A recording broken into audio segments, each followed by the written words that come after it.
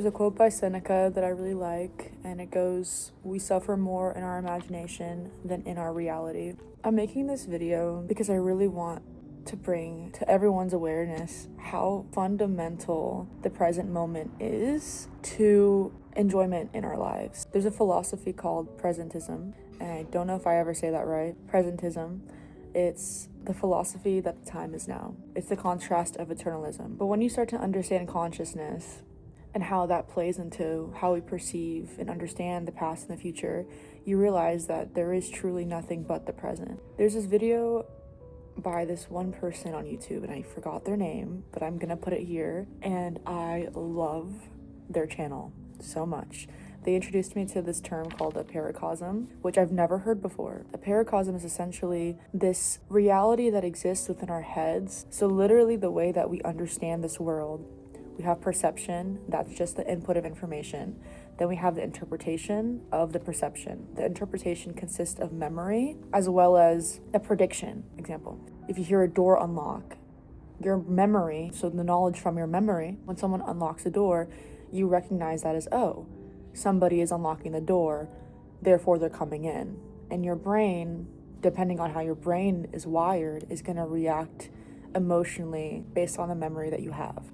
So for someone, for example, if someone had severe trauma, someone comes home and they're expecting something bad to happen, they might hear that lock and actually experience a shock or some kind of anxiety where their brain is saying, okay, someone's coming in, we have to be careful. So you can see how, yes, there is perception and there is an outside beyond us, but even the way that we understand and hear and see and process what we're taking in is already being manipulated before we even realize it. Just within the instant of hearing someone unlock the door, that could be fight or flight for someone. So it's really interesting.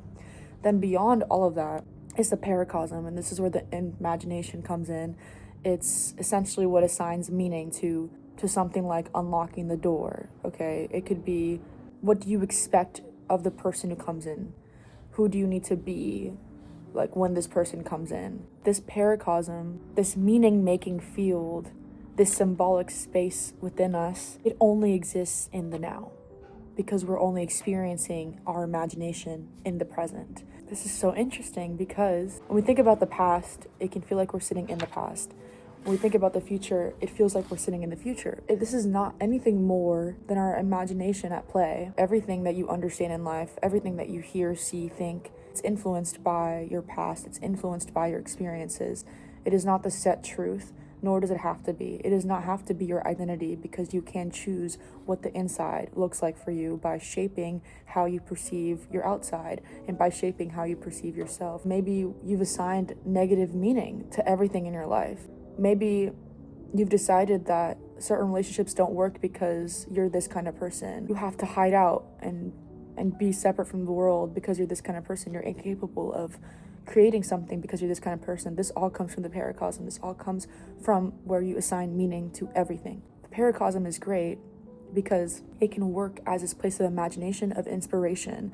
It can become this place where you are so connected with yourself and you have found this retreat almost within yourself, the space of harmony, of allowing yourself to be free in this space, of allowing yourself to express honestly in this space within yourself, to be unafraid to write on paper from the standpoint of being in your paracosm. For example, I write poetry and I write out things that happen in my life, but from the perspective of my brain, right? I know it's my imagination that is creating these stories that I'm experiencing. Of course, it works hand in hand with the actual thing I'm experiencing, but the main contributor to what I'm experiencing in the present is what's going on in my imagination. There's a lot of beauty actually in tapping into that inner world, but unfortunately, there can be also a lot of disassociation and chaos when you're so in yourself that you start to seclude yourself.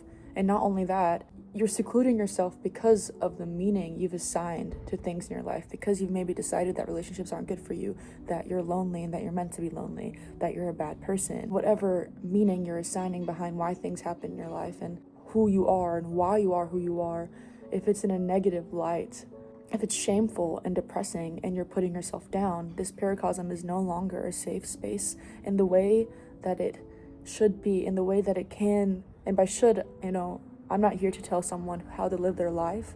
I'm only here to spread my message of how to live a good life and how I've experienced that. Some people are really comfortable with this misshapen idea of themselves, and by misshapen I mean this negative kind of pessimistic, perpetual existentialist kind of perspective where they are genuinely just so out of touch with reality and out of touch with people who maybe even love them because of how sunken in to this negative reality within themselves they have become. I want to break down real quick all the elements that define the paracosm to understand what shapes your paracosm, what shapes your inner world, okay? There's 4 things that we can agree on. So it's episodic memory. This is memory, as I said, that you've experienced yourself. Memory that is self-narrative, okay? Oh, I remember when my chest felt tight because this person hurt me. Then there's semantic memory. It's things you learn. So you learn in school, perhaps, about certain theories, certain ideas. This is semantic memory. Language, words. And then we have the imagination, okay, which works hand in hand with all these things. And then you have affect. So affect is your mood, okay? It's how you're feeling in the moment. A certain something can happen to you one day and it bothers you, and then maybe the next day it wouldn't bother you because you're in a better mood. Maybe you would perceive it and understand it differently because of your mood.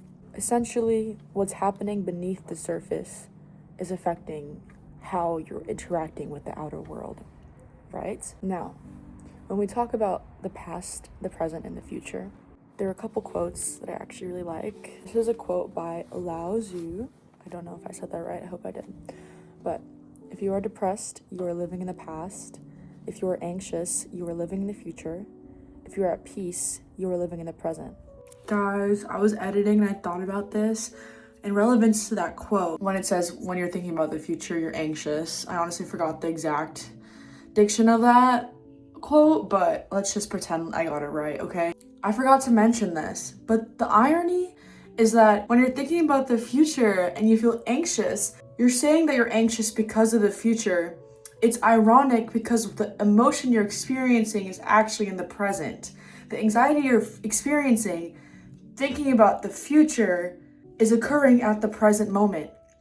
So you're anticipating anxiety, you're anticipating a not a very good emotion, not a very fun emotion, with the state that you're not even in yet. Oh. This goes so hand in hand with law of attraction now that I realize it. Because when you think about it, the idea of law of attraction is that you attract the energy that you're at, right? That you attract what you are. So if you're a positive person, the law of attraction says that you would attract positive things, correct? At the very least, you would perceive things in a more positive way. I therefore feel more relatability and resonance with things that are positive and therefore trust them and go for them more, right? So it's like a feedback loop in a way when you're a positive thinker. If you're any thinker and you believe in anything, how you believe and how you act is going to affect your actions and what you get, right? Okay, we established that. I've had so many conversations like this, and specifically around relationships. People have been like, I'm scared of where things are going to go with this person. I'm not ready for something with them.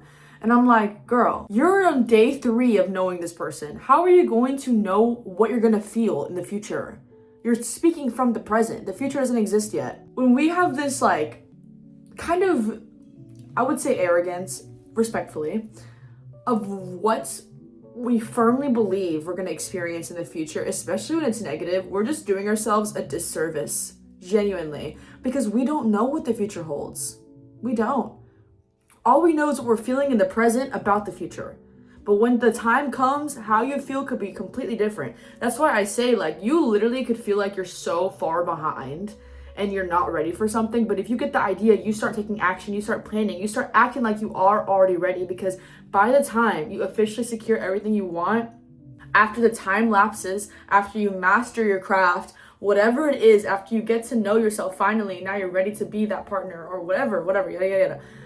You will be ready when everything comes in. But denying yourself the ability to practice, to grow, and to experience because you are nervous about the end result is holding yourself back, because you cannot speak for future you. You can speak for present you. So I just want y'all to remember that. Any feeling you have regarding the future or even the past, this is the feeling of the present. It is not the feeling of the future. So do not let your feelings cloud your judgment in terms of what you should do in the future. Know what you want, know that you can do it, and start planning for it and start going for it. That's it. I have so much faith in my ability to do the best that I can. And for me, the best that I can is enough.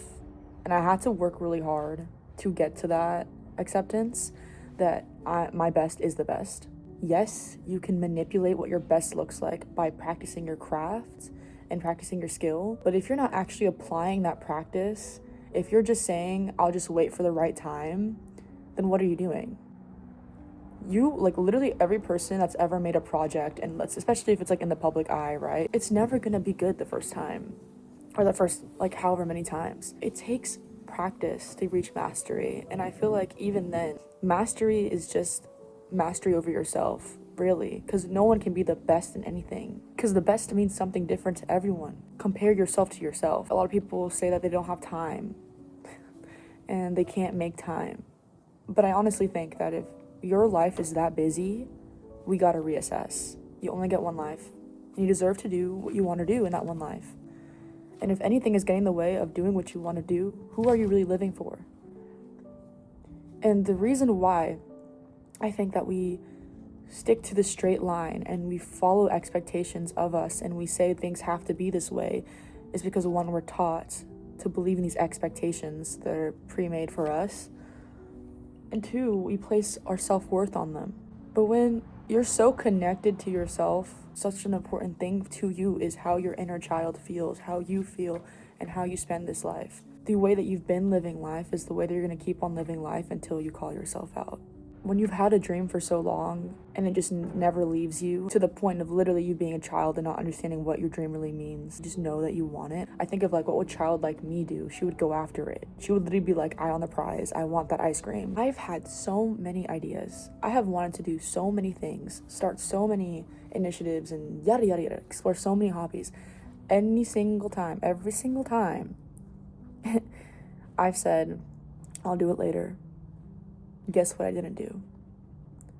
The most successful periods of my life have been when I've had an idea and immediately I've written it down, and if I was in a place where I can act on it, like if I wasn't outside, I would do it. I would go to start it immediately. Even if I was outside, if it was like a song or whatever I was working, like it could be anything, I would voice memo, because that's how serious I am about my ideas.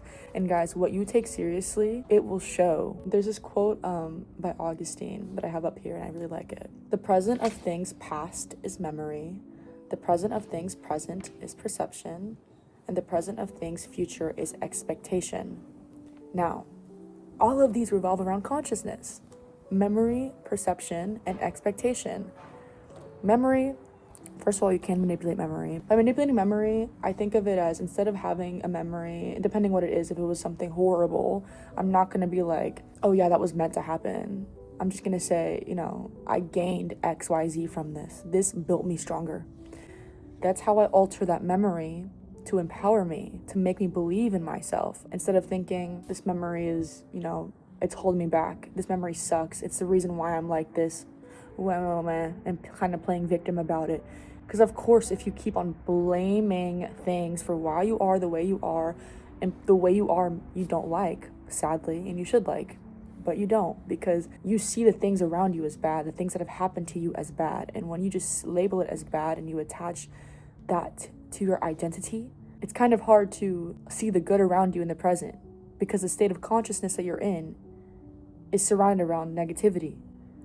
You can believe that things that have happened to you were bad, but you don't have to identify with them. You can leave it in the past, right? You can detach from it. When you unfortunately have a blinded perception, for example, to maybe love or to someone caring about you, and you overthink it and you feel like they're lying to you, you feel like they don't mean what they say. And it's because maybe in the past you've had people lie to you and it genuinely has made you lose trust in the world. You've attached to it. Now you say, I am the kind of person that people lie to. I am the kind of person that people don't like. This is what happens when you place a certain meaning on something and then attach to it. I.e., this person in the past who's treated me badly is a reflection of my self-worth, and I'm going to use this as a template for how everyone else treats me. And the thing is like, it's not even always conscious. Sometimes you're not even aware, but it's how you catch yourself. If you're overthinking something, if you don't trust people, if you don't trust your environment or the world, if you don't trust yourself, if you are very doubtful, you don't have a lot of self-belief, you don't have a lot of belief in life loving you and life caring about you and people like genuinely wanting to be around you, it can look like so many things. And you're probably like, okay, Yusra, what does literally any of this have to do with acting on the time now? Because how you allow yourself to act has to do with your confidence and your self-belief, right? You have all these beliefs of how life works. Of course it's going to affect whether you act on something, and it's going to affect how you act on something. It's going to affect whether you show up authentically to the thing that you're creating or that you're pursuing. This could be a relationship, this could be a project, this could be a job, this could be anything. How you even live your life, taking initiative over changing your life, that could be something. If you can't even hold yourself accountable over how you think, how are you going to hold yourself accountable over your life? Here's another quote. The future is not later. It is disclosed through authentic action now, right? So the time is now. If something is meant for you, it can only enter into your life through your current state of being, not by you waiting. Do you ever find that like, when you just know you are worthy of something and you know you get that treatment, do you ever find that you just get it? And this could be anything. This could literally be like someone giving you an extra chicken nugget and you're like, I'm the kind of girl that gets extra food for free. I'm the kind of girl that gets into clubs for free. I'm the kind of girl that makes friends easily. I'm the kind of girl that everyone likes.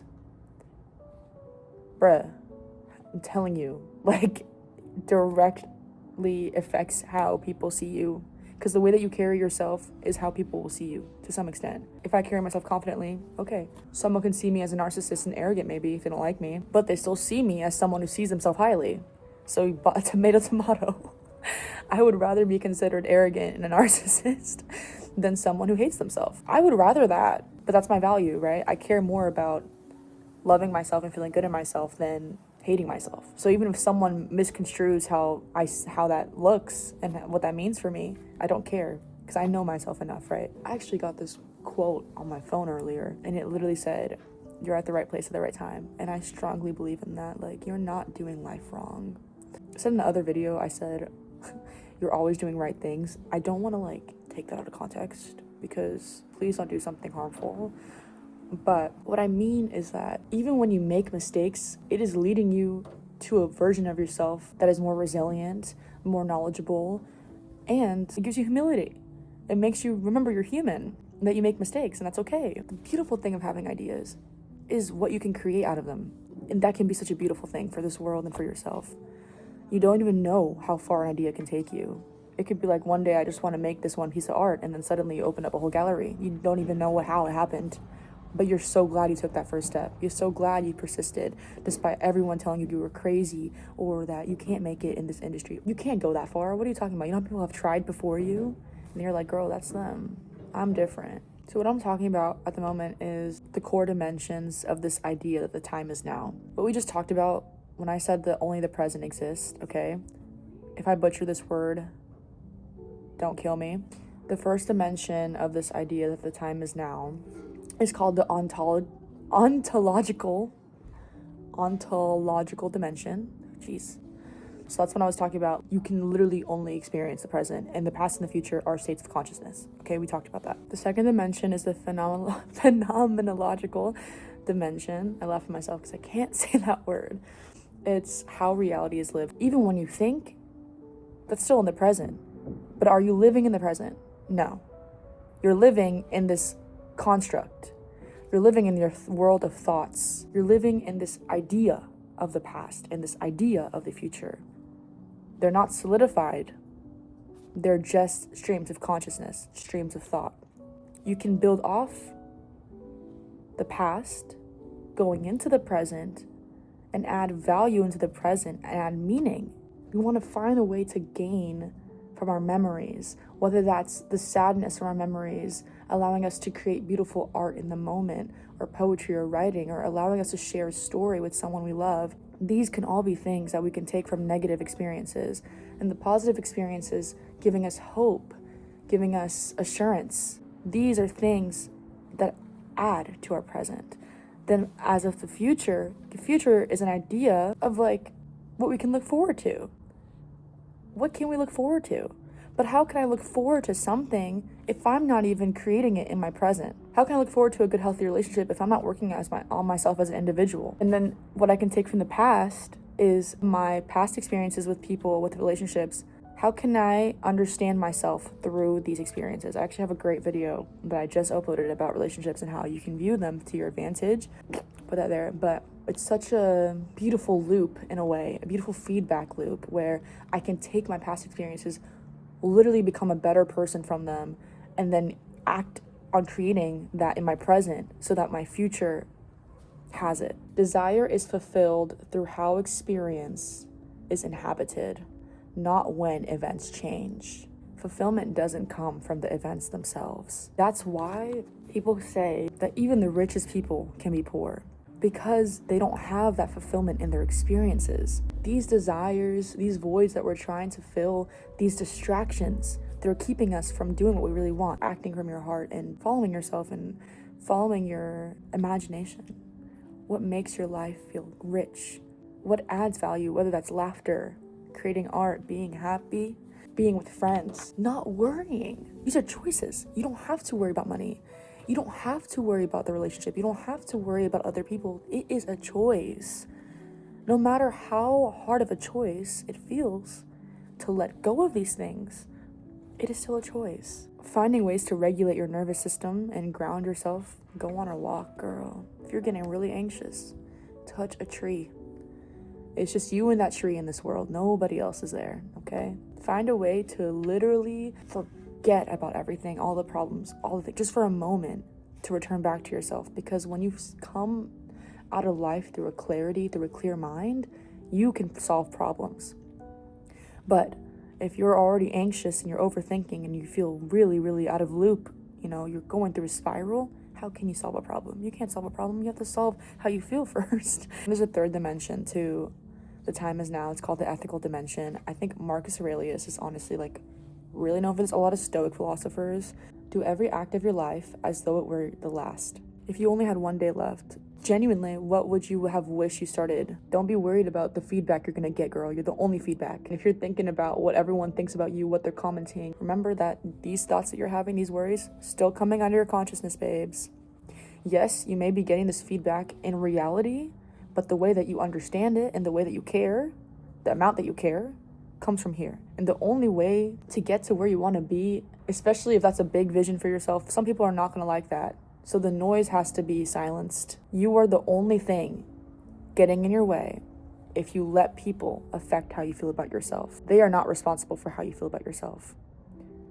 You are. And trust me, your confidence is going to feel so good when you get to the point that you don't care. I'm going to act like this freaking fool. I'm going to be loud and proud. I'm going to do whatever I got to do for myself because I matter.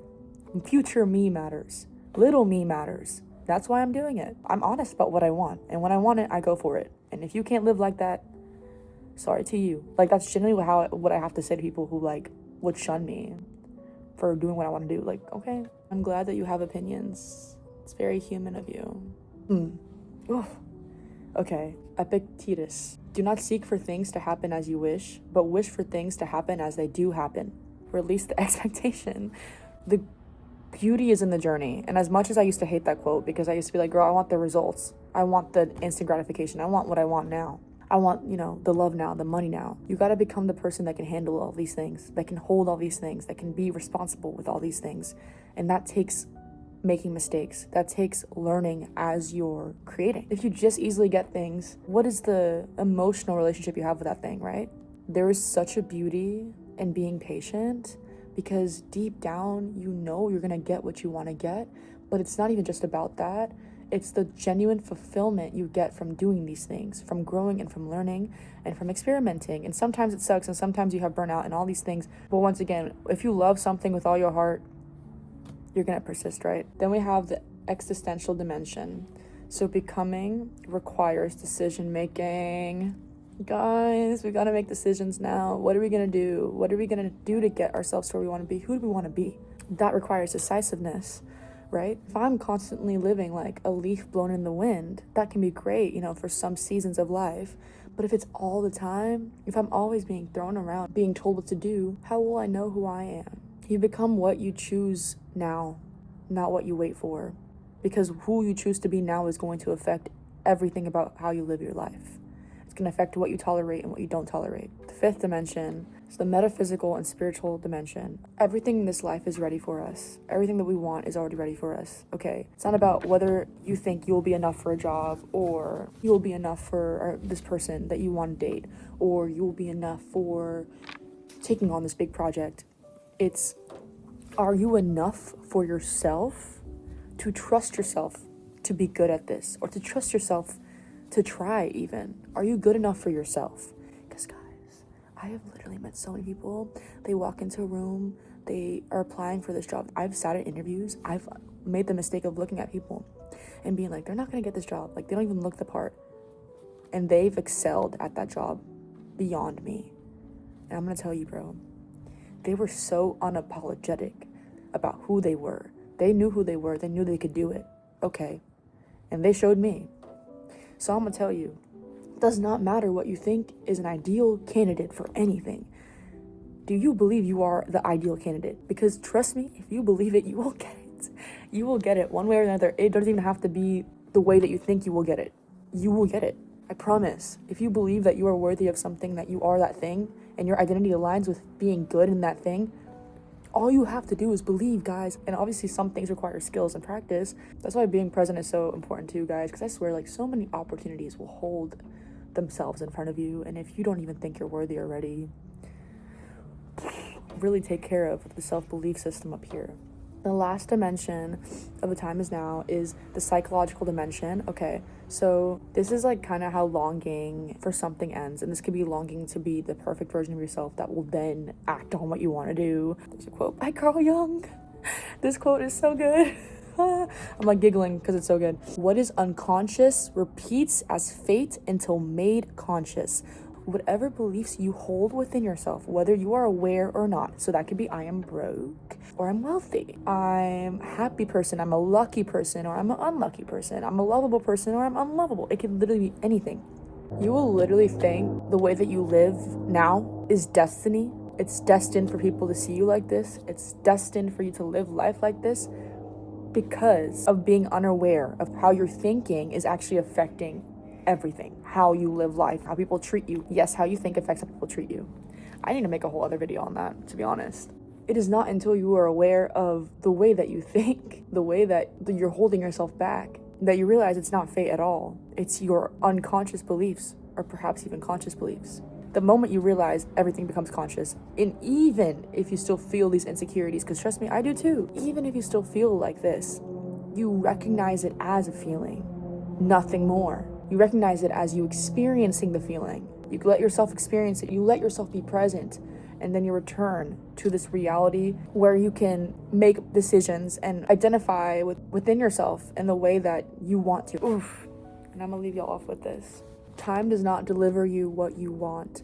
Presence does. Okay? No one will hand you anything. You have to be aware enough to see what's in front of you. You have to be aware enough to see what you can do with your life. To see, where can I change my actions? What can I do today? I get this idea and I want to do it. Am I disgracing myself by not acting on it right now? Genuine question. Am I dishonoring my future by not acting on this idea right now? It feels like we're living in a perpetual state of just memory. So it's just so interesting, because you can literally change how you view yourself based on rewriting your states of consciousness, rewriting what the past means to you, rewriting what the future means to you, and recognizing that all of these things are ideas at this point. What you're experiencing right now is just that. We talked about returning back into yourself and connecting with yourself in such a way that you're able to reap the beauty and do what you actually want to do in the real world unapologetically. because you've created so much safety, like within yourself and within your imagination, that you know who to return to if things get crazy. You know who to return to if you start doubting yourself. You look back inward. You read things that reassure that mindset that you want. No one is denying you what you want, honey. You're gonna get it. Watch this video enough times to get it through your head. If you ever doubt yourself, ask yourself why. And even then, you could think of, okay, because in the past, I made this mistake. Why does it matter now? Should it matter now? Am I letting it matter now? And is that affecting what I can be doing right now? Why is it hard to believe that you can do it? Why is it hard to believe that you will get to where you want to be? Because once again, guys, how you create this vision of the future, 9 times out of 10, it's probably going to resemble a little bit of what you're imagining to some extent. Life can also change you so much to where these things, like, oh my God, like, this would not have made any sense to me a couple years ago. And I just think there's such a beauty in reclaiming your power and realizing how our brain is literally the center of how we understand everything, how we even see and hear and all this stuff. Believe in yourself. The time is now. I love you guys so much, and I hope you enjoyed, and I really hope you gained something. If this helped one person, okay. I love you guys so much. Take care. Happy holidays if you're watching this when I just release. If not, have a great rest of your day or night. Bye-bye.